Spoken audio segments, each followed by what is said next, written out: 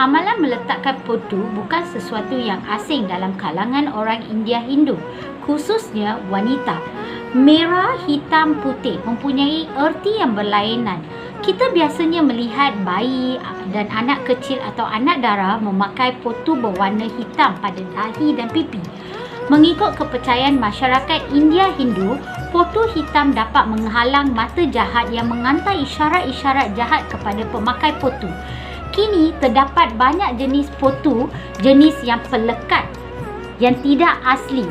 Namun begitu, hingga kekini, ramai ibu masyarakat India Hindu mengamalkan adat membuat potu asli, iaitu lebih dikenali sebagai wenge potu, yang diletakkan pada dahi, pipi dan bulu kening pada bayi yang berlahir hingga ke umur 1 tahun. Inilah bentuknya potu wenge, di mana tempurung kelapa digunakan sebagai bekas untuk mengisi potu wenge ke dalam.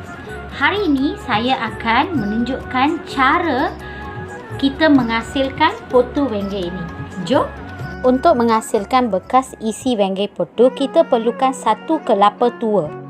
Kelapa tua ini harus dipecahkan kepada 2 bahagian dahulu. Pastikan kesemua air kelapa dikeluarkan dahulu. Sekarang kelapa kita telah dipecahkan kepada 2 bahagian dan ia penuh dengan isi kelapa di bahagian dalam. Kita akan menggunakan bahagian tempurung kelapa yang mempunyai bucu segitiga ini dan isi kelapa harus dibersihkan dahulu. Kelapa yang mempunyai bahagian atas ini tidak dapat digunakan kerana ia mempunyai 3 mata yang berlubang dan ia boleh menyebabkan wenge potu itu mengalir keluar daripada tempurung kelapa selepas kita mengisikannya di dalam. Isi kelapa harus dibersihkan licin seperti ini.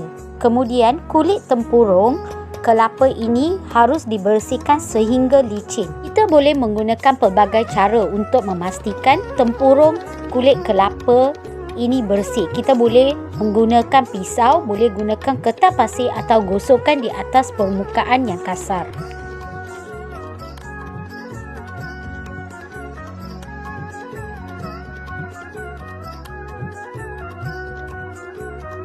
Kulit tempurung kelapa yang bersih harus direndamkan di dalam air untuk 1 hari supaya ia lagi senang untuk dibersihkan keesokan harinya. Selepas direndamkan, kulit tempurung kelapa dikeringkan sehingga kering. Kemudian minyak olive oil disapukan pada kulit tempurung kelapa supaya ia berkilat seperti ini. Akhirnya, bekas wenge potu kita telah siap. Sagu digunakan untuk membuat wenge potu. 1 cawan sagu digunakan untuk membuat wenge potu. Kemudian sagu ini dimasukkan ke dalam kuali.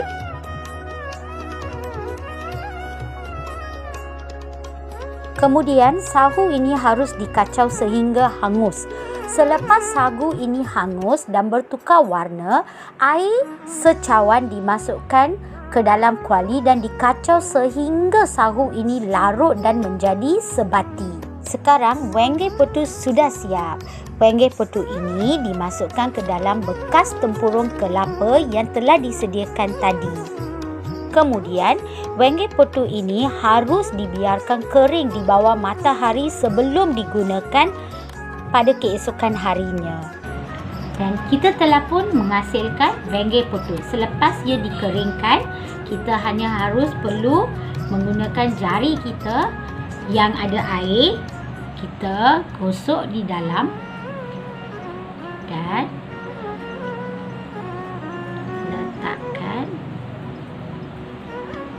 potu.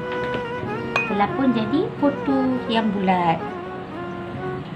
Potu ni biasanya akan diletakkan pada bayi perempuan ataupun bayi lelaki sehingga umur 1 tahun.